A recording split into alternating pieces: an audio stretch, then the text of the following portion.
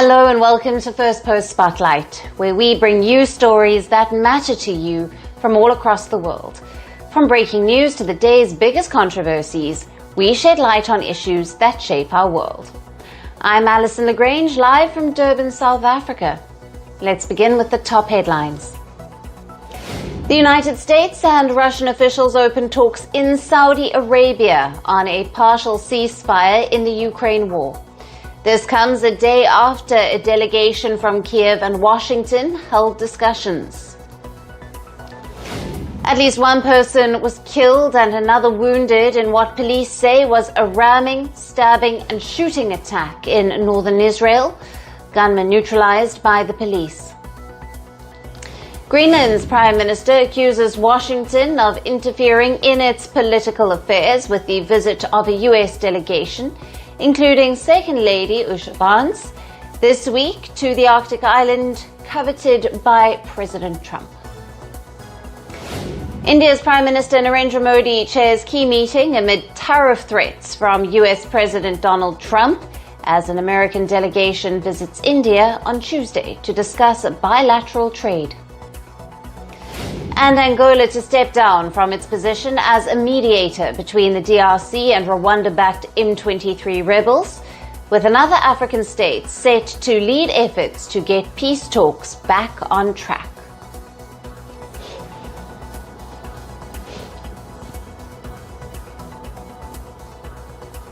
Hello and welcome.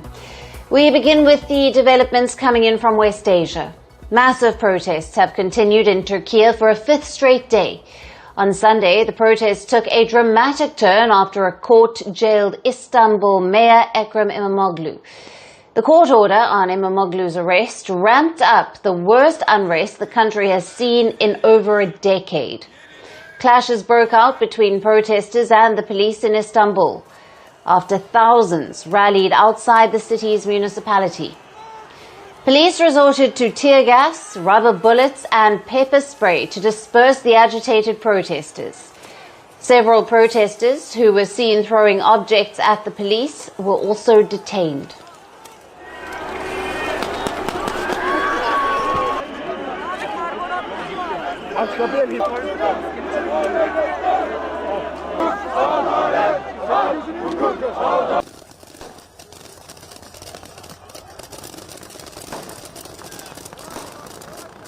Turkiye's capital city of Ankara also remained on edge as it witnessed clashes.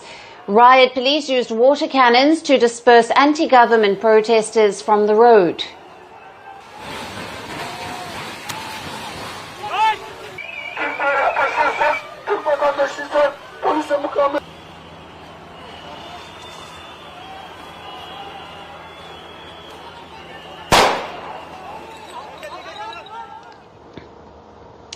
Reports say protest rallies took place in at least 55 of Turkiye's 81 provinces, which is more than two-thirds of the country.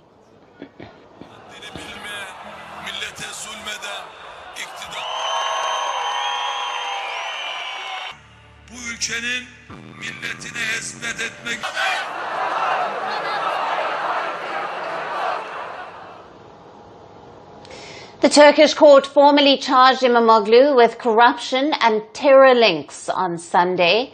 However, he has continued to deny the allegations against him and have called them politically motivated. Reacting to his arrest on social media platform X, Imamoglu called it a political execution without trial. His wife, Dilek Kaya, also addressed a huge rally of protesters and said that the government would face a reckoning. The main opposition, Republican People's Party, or the CHP, and European leaders condemned the actions against Imamoglu and called them politicized and undemocratic. Özgür Özel, the leader of the main opposition, CHP, called citizens to boycott the pro-government companies. He added that Turkish president not only defied millions, but also attempted to stage a coup. 4 gün içeride tutup by keeping him in prison for 4 days, sending him to court while Turkiye was going to the polls for him, and sending him to Silivri prison while Turkiye was electing him. He defied not only him, but millions and attempted to stage a coup. Meanwhile, the CHP has also held a long-planned vote to elect Imamoglu as its candidate for the 2028 presidential election. Several Republican People's Party members and non-members streamed into the polling stations nationwide to cast their votes, and the party said that out of a total of 15 million votes, over 13 million non-party members were in favor of Imamoglu's nomination as presidential candidate for 2028. While 2,621 ballot boxes had not been counted and processed into the system when I came here, the total number of votes cast in the Solidarity ballot boxes is 13,211,000. Jailed Istanbul Mayor Imamoglu is the strongest rival against President Erdogan, who has held office in Turkiye for 22 years as both Prime Minister and President. Last year, Erdogan faced his worst electoral defeat in municipal elections, when Imamoglu's party won in Turkiye's major cities, and even defeated Erdogan's AK party in former strongholds. Not only Imamoglu, hundreds others were also detained, including politicians, journalists and businessmen last week. Authorities described the move as a part of an ongoing investigation. The Istanbul mayor's detention caps months-long legal crackdown in Turkiye on opposition leaders, journalists and other popular figures. Erdogan government's actions have been criticized as politicized attempt to hurt electoral prospects and to silence dissent. While the official race for the presidential election in the country is still far away, is Turkiye already on the precipice of a people's revolution? And staying on with West Asia, last week's end of hard-won conditional ceasefire between Israel and Hamas is translating into continued state of misery and violence for Palestinians in Gaza. In the latest, Israeli Defense Forces said to have killed what they called a key Hamas terrorist in a precision strike at a hospital in Gaza's Khan Yunis. 4 others were reported killed in the strike, which Gaza's health ministry said hit the surgery department of Nasser Hospital. Israeli military claimed extensive intelligence and use of precise munitions to supposedly minimize the harm at the hospital.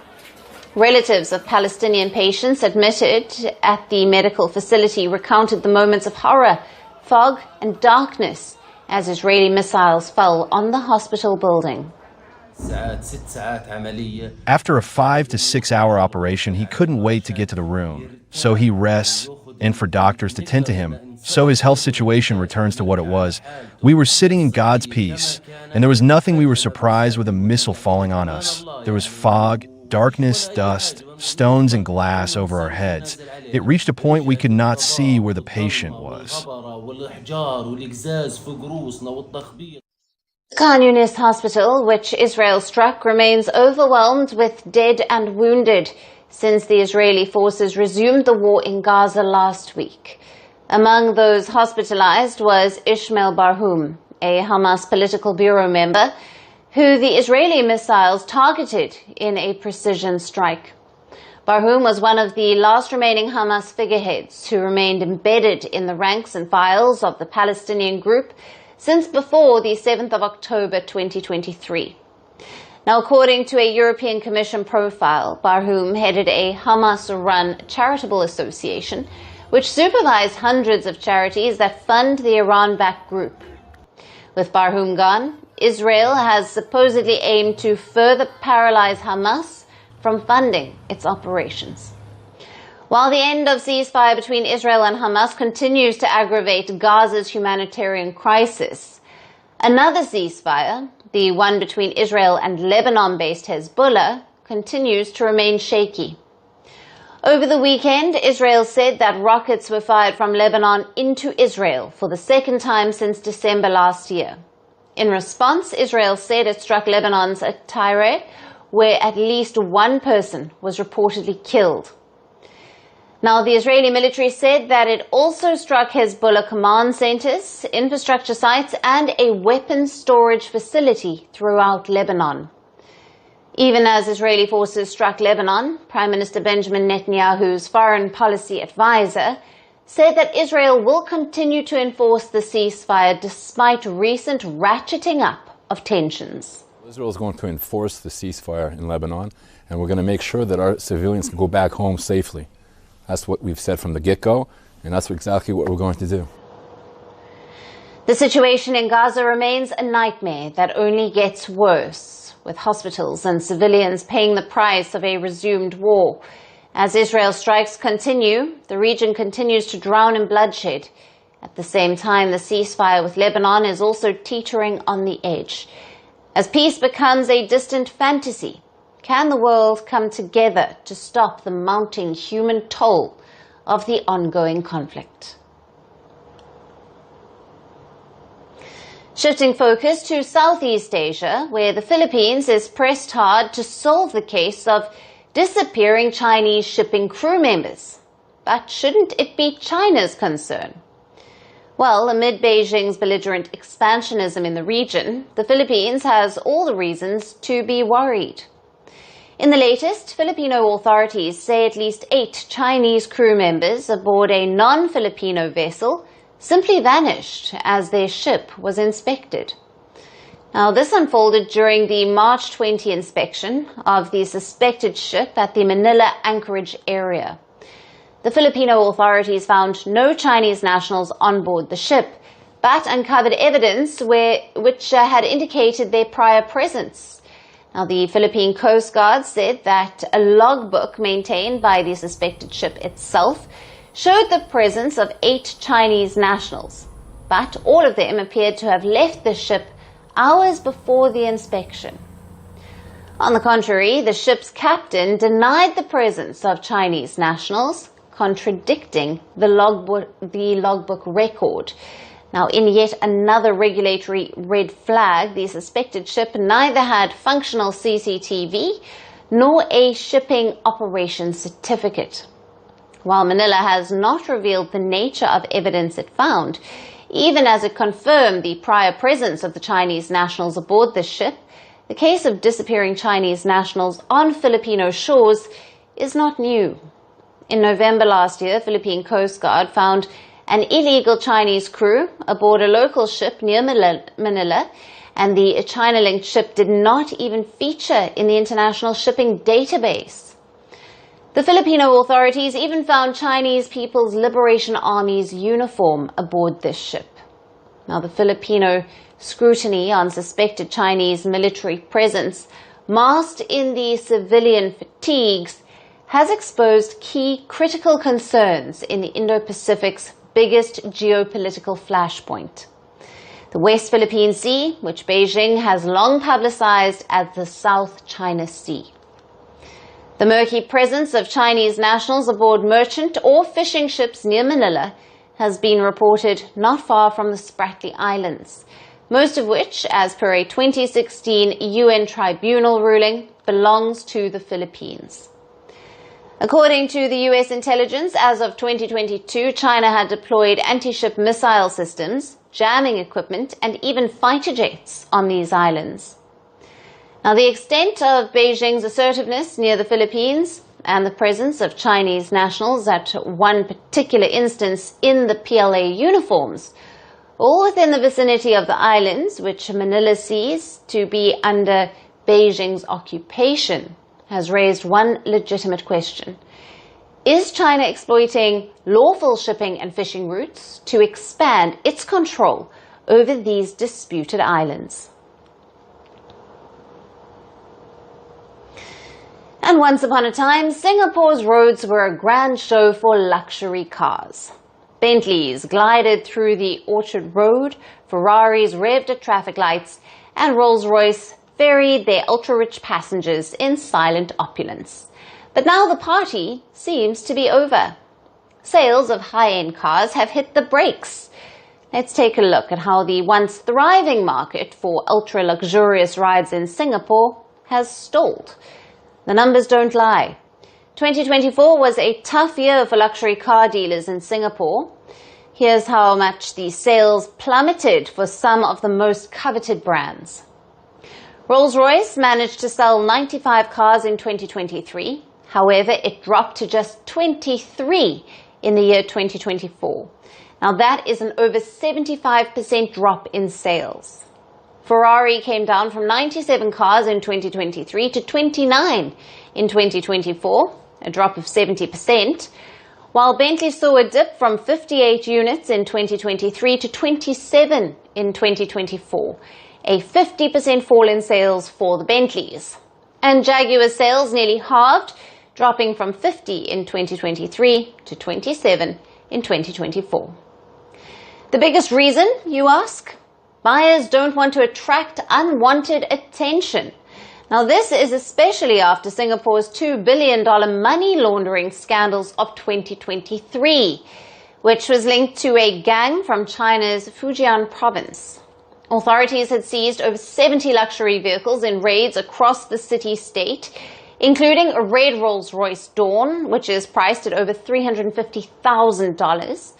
Then there was a black Rolls-Royce Cullinan, whose approximate price starts at $325,000. And this was followed by a white Toyota Alphard, which is at over $45,000. Then there are the eye-watering taxes on these luxury cars. In 2023, the government hiked taxes on luxury cars to cool an overheated market.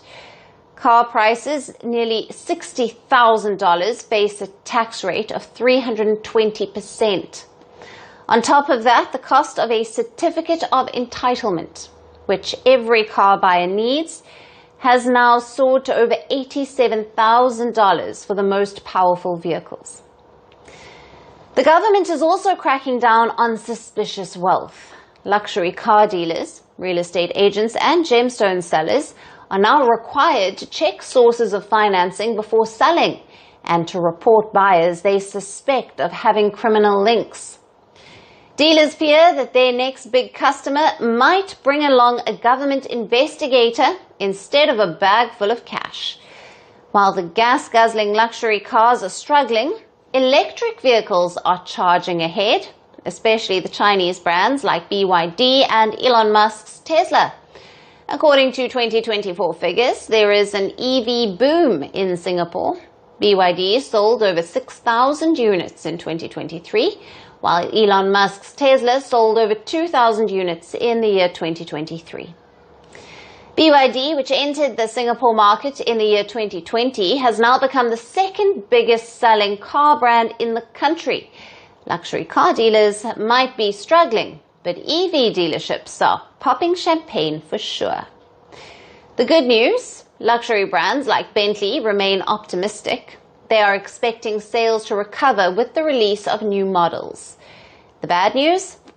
The optimism might be replaced if taxes and government scrutiny keep high-end buyers away.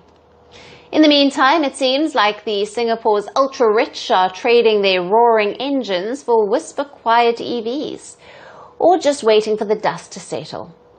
Until then, there will be a lot fewer Ferraris revving at stoplights and a lot more BYDs silently cruising past them.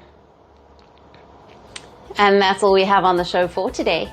We will see you again tomorrow at the same time. Thank you for watching. Stay tuned to Firstpost. From breaking news to the day's biggest controversies, shedding light on the world's top headlines, detailed analysis on the stories that matter the most to you. Catch it all on Spotlight at 6 p.m. India time and 12:30 GMT, only on